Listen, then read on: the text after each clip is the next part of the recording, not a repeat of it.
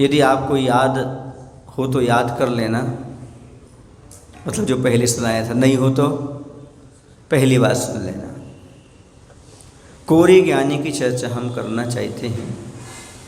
मात्र जिसको ज्ञान होता है लेकिन वह आचरण में नहीं ढालता, यहाँ उससे ज्ञानी नहीं कहा, बल्कि जो ज्ञान के साथ साथ आचरण में ढालता है उसी यहाँ पर सम्यक ज्ञानी उपमा दी गई है, कहा गया है। एक गांव में बहुत सारे शराबी थे। एक व्यक्ति बहुत पढ़ा लिखा था, जिसे हम शाब्दिक ज्ञानी मान सकें, तत्व ज्ञानी नहीं, शब्द ज्ञानी।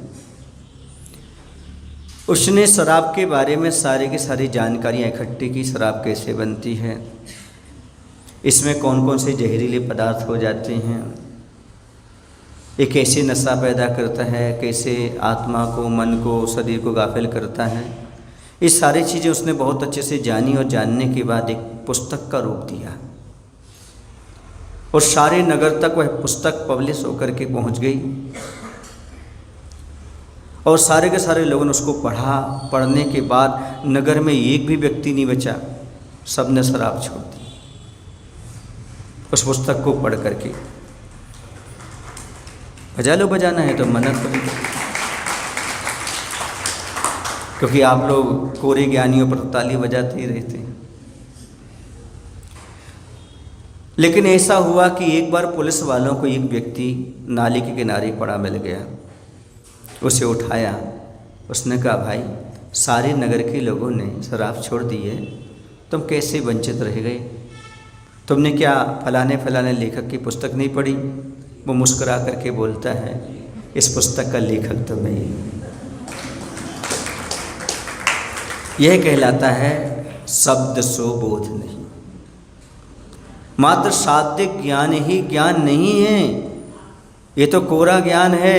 तत्व ज्ञान वो है, भले तुम्हें शराब की पूरी बुराइयां ज्ञात ना हो, पर आपने गुरुमुख से सुन लिया, इसे छोड़ देना चाहिए, आपने तत्काल त्याग कर दिया, आप तत्व ज्ञानी हो जाए। शब्द ज्ञानी नहीं, तत्व ज्ञानी। शब्द ज्ञानी और तत्व ज्ञानी में बहुत अंतर है। एक एक शब्द घोंट घोंट घोंट घोंट करके दीमक की तरह अंदर कर लेना, वो शब्द ज्ञानी है। लेकिन उसके भाव को अपने अंदर उतार लेना, ये तत्व ज्ञानी है। समझे तत्व ज्ञानी कौन है और शब्द ज्ञानी कौन है।